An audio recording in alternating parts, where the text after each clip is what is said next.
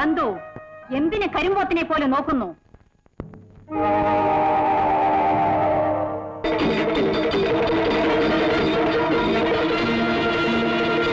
അശ്വങ്ങൾ പുറപ്പെടുവാൻ സമയമായി. ഈ ക്ഷേത്രക്കൊടി മുകളിലെത്തുമ്പോൾ കതിരാവടികൾ മുഴങ്ങും.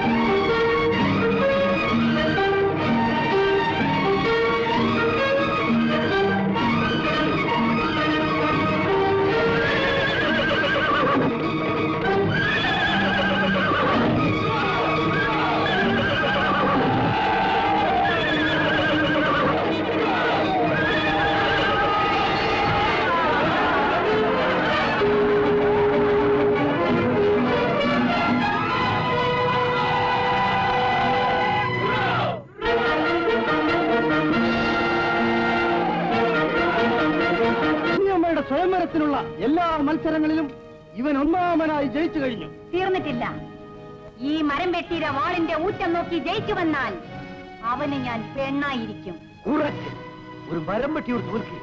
നിങ്ങളൊരു കാര്യം ചെയ്യും. അവന്റെ മനസ്സ് പതറിക്കാനായി വായിൽ വരുന്നൊക്കെ വിളിച്ച് പറയുന്നു. മരം വെട്ടി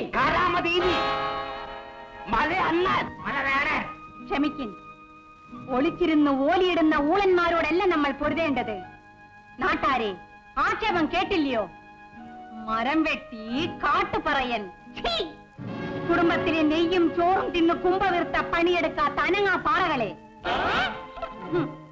കൊല്ലപ്പണിക്കൻ പണിഞ്ഞു തന്ന വാളിന്റെ ഊറ്റവും കാണിച്ചു നടക്കാൻ നിങ്ങൾക്ക് നാണമില്ലല്ലോ.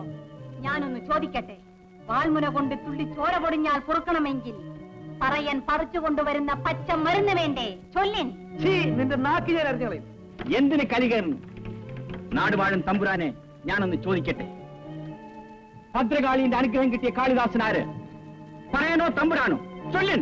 ചിദംബരനാഥന്റെ ദർശനം കിട്ടിയ നന്ദനാരാരെന്ന് ചൊല്ലിൻ. പറയണോ തമ്പുരാനോ?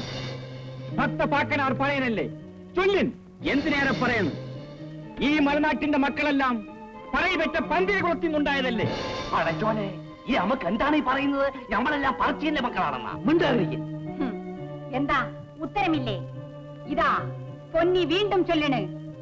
ഈ മലനാട്ടിൽ ഏതേലും ഒരു പോരാളി ഉണ്ടെങ്കിൽ വരിൻ, ചുരികയും പരിചയും എടുക്കിൻ.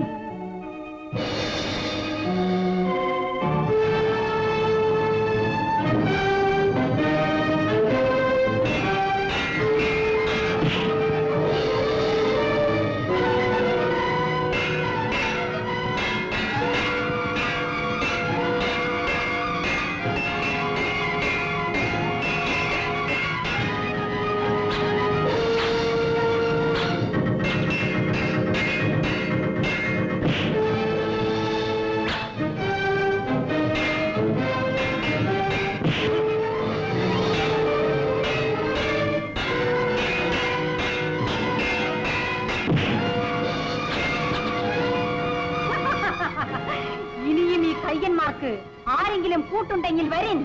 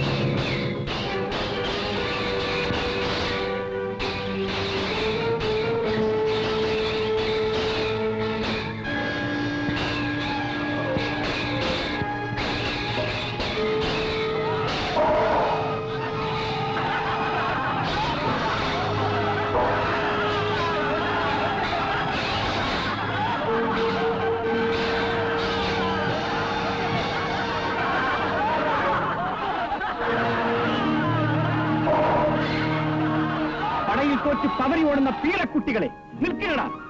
ഈ മലനാട്ടിൽ പാണനെന്നോ പറയനെന്നോ പറഞ്ഞ് ആക്ഷേപിച്ചാൽ അവന്റെ തല കാണില്ല, ഓർമ്മയിരിക്കട്ടെ.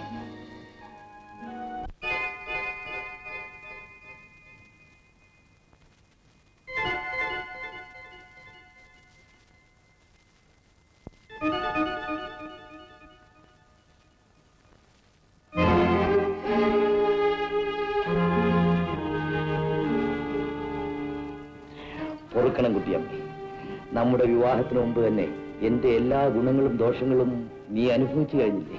ഇനി മേലിൽ വേണ്ട, ചന്തുവേട്ടന്റെ ഗുണവും ദോഷവും ഇനി എനിക്ക് ആവശ്യമില്ല. 101 രാവുകൾ മറ്റൊരു പെണ്ണിന് വേണ്ടി. പൊറുക്കണമെന്ന് ഞാൻ പറഞ്ഞില്ലേ?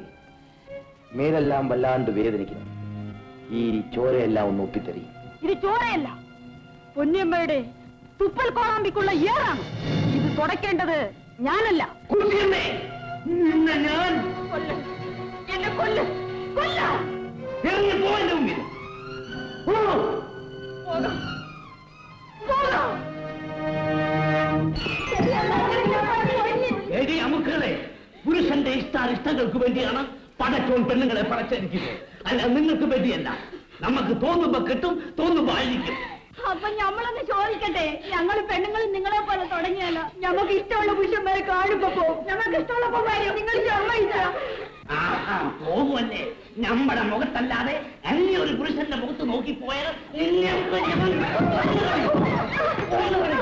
എല്ലാത്തിനും മയ്യത്താക്കളെ.